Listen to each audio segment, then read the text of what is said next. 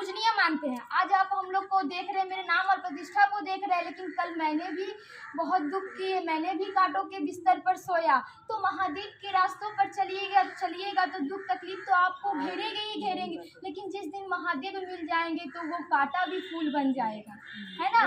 तो महादेव से प्रेम करने वाला हमेशा उसका मीठा ही आवाज रहेगा, वो मीठा ही बोलेगा, उसका कड़वा आवाज नहीं रहेगा। वो दूसरे शिष्य से भी प्रेम करेगा।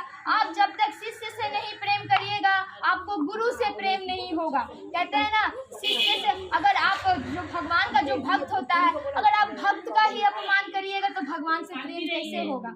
भगवान से प्रेम नहीं हो पाएगा जब तक भक्त का इज्जत नहीं करिएगा, क्योंकि उस भक्त में ही भगवान बसा है, कहते हैं ना। अच्छा, आप लोग बताइए कि शिव खोजने से मिलते हैं कि शिव में खो जाने से मिलते हैं?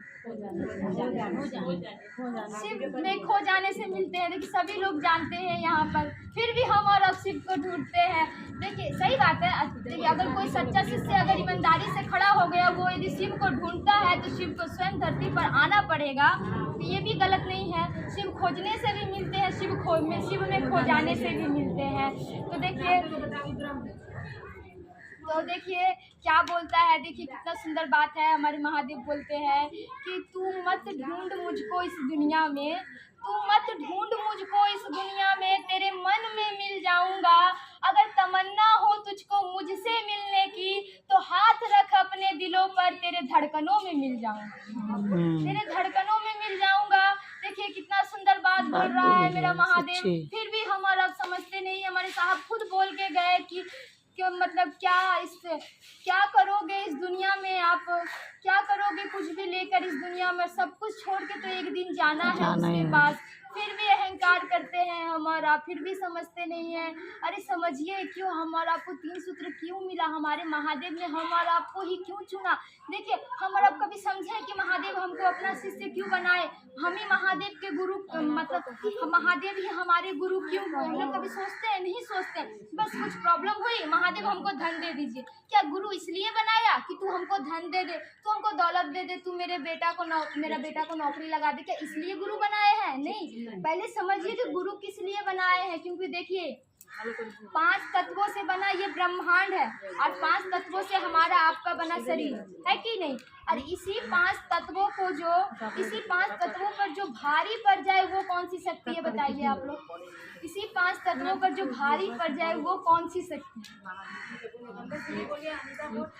है?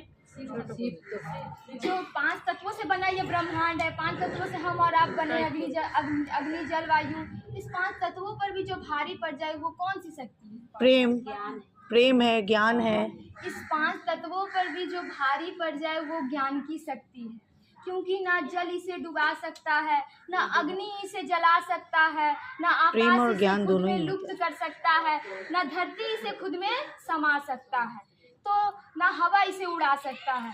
तो ये 5 तत्वों से परे है।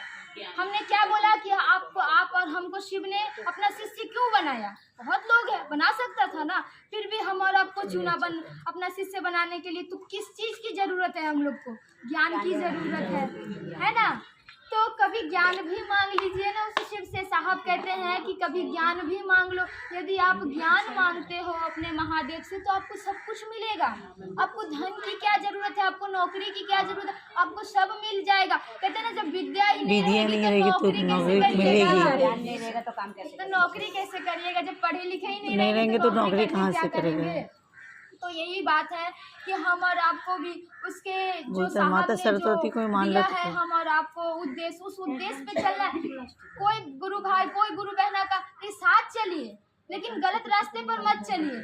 क्योंकि गलत रास्ता पे चलिएगा तो आपका ही खराब होगा। क्योंकि हमारे महादेव तो हम और आपको सही रास्ता दिखाते हैं कि उस रास्ते पर चलो, मैं तुम्हारे साथ हूँ। लेकिन जब गलत रास्ता पकड़िएगा तो साहब तो खुद बोलते हैं कि अगर आप जगत बेचकर जगत की चीजें को खरीदोगे तो मैं आपका साथ दूंगा, और अगर आप महादेव को बेचकर जगत खरीदोगे तो मुझसे बुरा आदमी आपको कोई नहीं मिलेगा। सभी जानते हैं इस बात को। बस महादेव के रास्ते पर चलना है हम और आपको। देखिए, उम्मीद महादेव से रखिए, उम्मीद इंसान से रखिएगा तो कुछ नहीं मिलने वाला है।